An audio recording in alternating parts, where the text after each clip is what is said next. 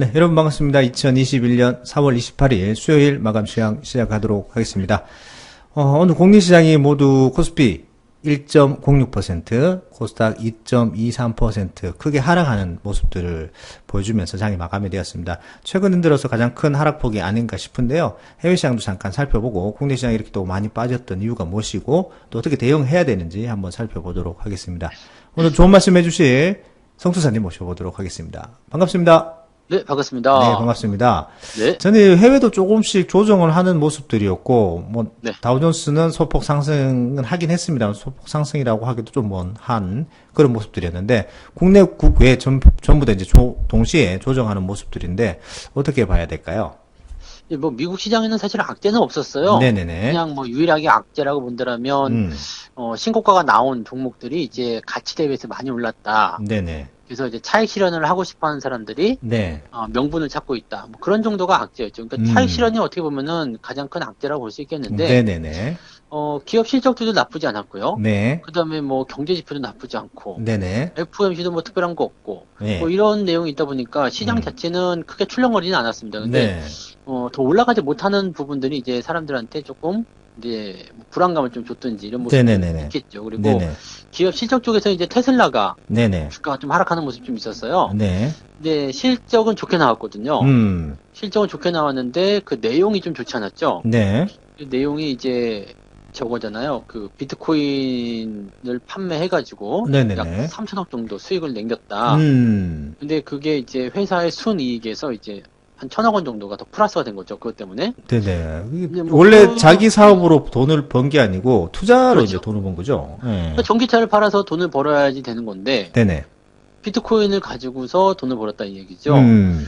근데 또 그 전에 앞서가지고 이제 머스크가 계속적으로 뭐 비트코인은 뭐 최고의 투자처라느니 뭐 네네. 자기도 뭐 산다는 해갖고 막 엄청나게 올렸잖아요. 뭐 광고가 엄청나게 됐었습니다. 네. 네. 그러니까 일론 머스크 때문에 사실 비트코인이 더 많이 상승한 부분도 있었거든요. 음. 그러면 이것이 다 이제 테슬라 쪽에 수익을 챙기기 위한 그런 내용이 아니냐. 뭐 이런 의심도 충분히 나올 수 있는 부분이 의도적이었다. 네. 네, 뭐 이렇게. 그러다 보니까 이제 머스크는 나는 비트코인 안 팔았다. 네. 회사만 팔았다. 근데 뭐 회사만 팔든 뭐 자기가 안 팔든 그거는 관계없이 일단 회사 쪽이 이득을 챙긴 거잖아요. 그렇습니다. 그래서 네네. 그런 부분들이 있어서 주가가 오히려 실적이 어느 서프라이즈인데도 불구하고 한 마이너스 4% 정도 빠졌었죠. 근데 그거 제외하고는 그냥 실적이 안 좋은 기업들은 주가가 내리고, 실적이 네네. 좋은 기업들은 주가가 오르고, 그렇기 때문에, 뭐 지금 그 실적 발표하는 기업들이 약 80% 이상이 또 실적이 좋게 나오잖아요. 그래서 네네네.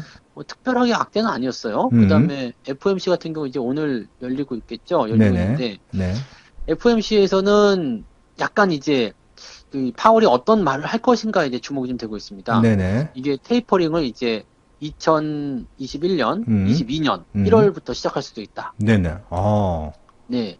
그러니까 사실 올해는 안 하는 거예요. 올해는 안 하는 건데 이게 생각보다 좀 빨라지는 느낌이죠. 조금 좀 당겨진 느낌이네요. 네네. 네네. 그 연초에 한다라는 부분이 약간은 좀 빨라진 느낌이기도 하고요. 그다음에 기준금리 인상에 대한 이야기도 계속 나오고 있는 게 네네. 금리를 인상하는 것을 이제 2022년도 12월에 할 수 있다. 근데 이게 12월까지 들으면 뭐 아직 멀었구나라고 생각할 수 있겠는데 네네. 2022년에 한다. 네. 내년에 한다. 이 느낌이 확 달라지거든요. 음. 그러니까 테이퍼링은 연초에 한다. 네. 금리 인상은 내년에 한다. 네네. 이렇게 돼버리면은 그동안 파월이 계속해서 얘기해 왔었던 괜찮아 아직은 끄떡없어라고 얘기하는 부분들에서 약간은 이제 불안감을 좀 조성할 수 있는 그런 상황이 나타나는 거죠. 그러니까 네네네. 이런 이야기를 이제 파월이 어떤 식으로 할 것인지 뭐 물론 이제 의사록이나 이런 것도 보긴 해야 되겠죠. 그래서 소수 의견이 얼마큼 나왔는지 봐야 되지만 네네네. 그런 내용들이 일단은 부담을 좀 주는 포인트라고 보시면 되겠고요. 네네네. 뭐 국채금리도 조금 올랐어요. 뭐 네. 1.6%대에 좀 올라가서 거기에 대한 부분도 같이 또 부담을 주고 있고요. 그래서 따지고 들어가면은 악재 요인들이 있긴 있어요. 근데 네네. 그냥 워낙 호재가 많고 좋은 기운들이 많이 있기 때문에 네네. 그냥 악재가 좀 묻혀버리죠. 그래서 주가가 많이 하락하지도 못하고 네네. 그렇다고 해서 또 올라가기도 좀 부담스럽고 네네. 이런 상황이 지금 미국 시장에 나왔다고 보시면 될 것 같아요. 좀 이렇게 악재가 스물스물 이렇게 수면 위로 올라오는 듯한 그런 모습들을 좀 보여주고 있는데 네. 일단 뭐 해외는 그렇다 치고 국내로 넘어왔는데 국내도 오늘 코스피가 1%, 코스닥이 2% 정도 하락을 하면서 오랜만에 장대 음봉을 보여주면서 조금 이렇게 투자자들이 좀 움찔하게 만드는 그런 상황들이 발생이 되었습니다. 이게 사실 이제 되게 예전부터 예고가 됐었던 부분들이죠. 네네네. 뭐 시황이든 방송을 통해서도 계속 말씀드렸던 게 음. 대형주 쪽에 이제 수급이 별로 안 좋다고 그랬잖아요. 네네네. 예, 아무래도 이제 오늘 보시면 아시겠지만 시가총액 상위권 뭐 삼성전자부터 해가지고 쭉쭉 다 내려가는 모습이고 네네. 특히 코스닥이 많이 빠진 이유도 코스닥 시총 상위권 종목군들이 다 내려갔단 말이에요. 네네.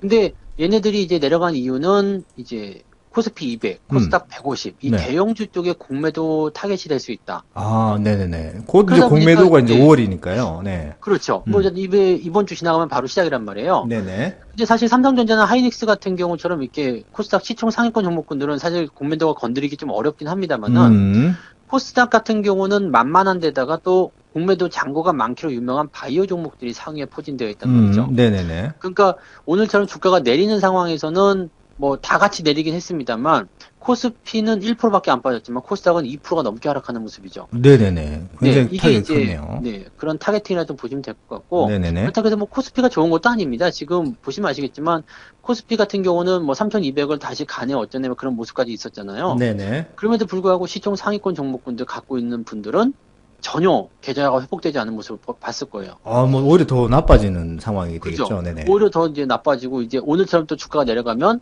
이제 더 나빠지는 거죠. 음. 그렇게 되면 지금 지수는 1%, 코스닥은 2% 이렇게 빠졌지만 네네. 투매로 연결될 수가 있죠. 사실 오늘 같은 경우는 투매라고 보기 좀 어려워요. 음. 투매가 나오기 시작하면은 이게 1%대로 끝나지 않잖아요. 보통 뭐 그렇죠. 3%, 4% 네네네. 이렇게. 그냥 이 정도까지라고 생각할 때 좀 무섭게 빠지는 상황들인데 그 네네. 정도까지는 아니거든요. 그러면 네. 아직 투매가 나오지 않은 상태에서 이 정도 주가가 하락했다. 그러면 이제 인내심이 바닥에 거의 들어오거나 아니면 네네. 공포심을 조금 느끼고 있을 거란 말이에요. 여기서 한 번 더 때리면 무지하게 떨어지겠죠. 아우, 한 방 더 맞는다면 네네. 또 작년에 있었던 뭐 8, 90 정도를 또 네네네. 생각할 수 있겠죠. 네. 그러면 이제 여기서 이제 이 외국인이나 연기금 쪽에서 이제 생각을 할 거란 말이에요. 이대로 죽일 것이냐, 아니면은 조금 더 남겨놨다가 공매도와 함께 죽일 것이냐. 실질적으로 근데 외국인이나 기관들 입장에서는 아직 덜 팔았다는 입장이 좀 맞을 것 같아요. 그동안 매수해 놓은 게 굉장히 많단 말이에요. 작년부터. 네네네. 쌓아놓은 잔고가 많은 상황에서 공매도를 맞이하면 자기들도 원하는 수익률을 얻지 못한 상태에서 주가가 내려가게 되면 손해가 나잖아요. 그러니까 한 20% 먹어야 되는데 15%에서 팔아야 되겠다. 이렇게 되면은 자기들도 손해이기 때문에 네네. 그냥 요 정도 단기 하락한 이후에 또 다시 내일 반등이 나올 수도 있거든요. 반등 살짝 준 다음에 네네. 안정시키고 나서 그 다음에 이제. 근데 조심해야 되는 것은 이 반등에 속으면 안 되는 거죠. 이 반등에 속아가지고 올라가는구나. 또 마음 놓고 딱 매수를 막 지르면 네네. 주가 조금 반등하다가 또 빠질 수도 있고요. 차라리 이번에 투매가 나와버리게 되면은 오히려 더 괜찮을 수도 있죠. 왜냐면 네네. 공매도에 대한 압박이 줄어들 테니까요. 공매도도 어느 정도 올라가야지 쳐서 내린 다음에 수익을 얻을 텐데 네네. 다 내려가 버리면 공매도 책이 없잖아요. 그러니까 그렇습니다. 네. 오히려 뭐 투매가 나와서 주가를 더 빼면 괜찮은데 그게 아니라 내일 받아준다.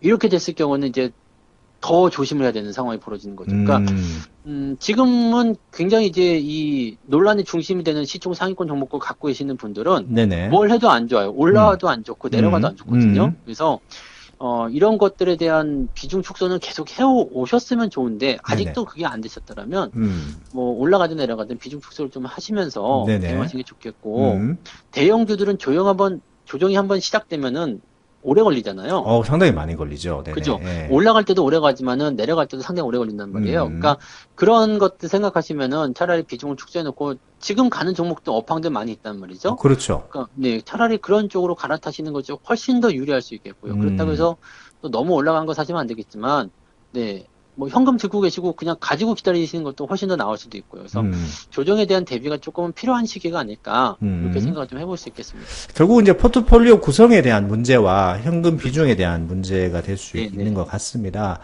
개인 투자자들 많이 좋아했던 종목군, 업황군들에 대한 그리고 본인이 갖고 있는 종목이 시장의 어떤 최근의 상승세에 편승하지 못했다면은 좀 고민을 많이 하시고 현금이 좀 필요할 때가 아닌가 그렇게 말씀이 뭐 되지네요. 업황별로 치면은 뭐 철강도 있고요. 네네네. 그다음에 건설도 있고, 그다음에 뭐 해운, 조선 뭐 네네. 다 올라가죠. 네네. 다 올라가고, 아니면 뭐 화학주들도 같이 올라가는 모습이기도 하고요. 물론 네네. 화학주 쪽은 이제 화장품 쪽이 조금 강한 면모는 좀 있습니다만, 네네. 뭐 하여튼 뭐 그런 부분들 보면은 뭐 장이 이렇다 하더라도 올라간 종목은 분명히 있거든요. 맞습니다. 맞습니다. 네. 그래서 그런 종목들을 가지고 있으시면 되는데 만약에 그런 것들이 없다.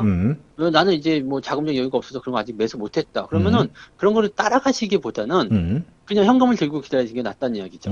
충분히 조정을 네네. 하고 나서 바닥에서 또 그렇죠. 매수를 할 수 있는 또 좋은 기회가 올 수가 있으니까. 그렇죠. 그러니까 지금 현금 아니면 갖고 있는 종목을 갖고 있으면 되는데 네네. 그것도 아니고 그냥 계속 떨어진 주식을 갖고 있다. 네. 이렇게 되면 조정에 대한 대비는 분명히 하셔야 돼요. 그래서 비중을 더 축소하시거나 아니면 뭐 주가가 올라가든 내려가든 그것은 관계가 없어요. 왜냐면 네네. 어차피 시총 상위권 종목은 조정을 오랫동안 받게 되는 상황이기 때문에 네네. 갑자기 뭐 시총 상위권 종목들이 하늘로 날아가는 일은 없을 거란 말이죠. 음. 그러니까 기회는 충분히 있어요. 다시 사들일 기회는 충분히 있기 때문에 네. 지금 당장 눈앞에 있는 리스크 이 부분을 조금 어떻게 하면 줄일 수 있을까? 그쪽으로 집중하시는 게 가장 유리한 방법일 겁니다. 주식은 항상 대응의 영역이기 때문에 여러분들이 그렇죠. 그 부분들을 꼭 생각하시고 또 투자를 이어가셨으면 좋겠습니다. 자, 오늘도 좋은 말씀 감사합니다. 네, 고맙습니다. 본 방송에서 제공되는 모든 정보는 투자 판단의 참고 자료이며 투자의 최종 책임은 본 방송을 이용하는 본인에게 있습니다.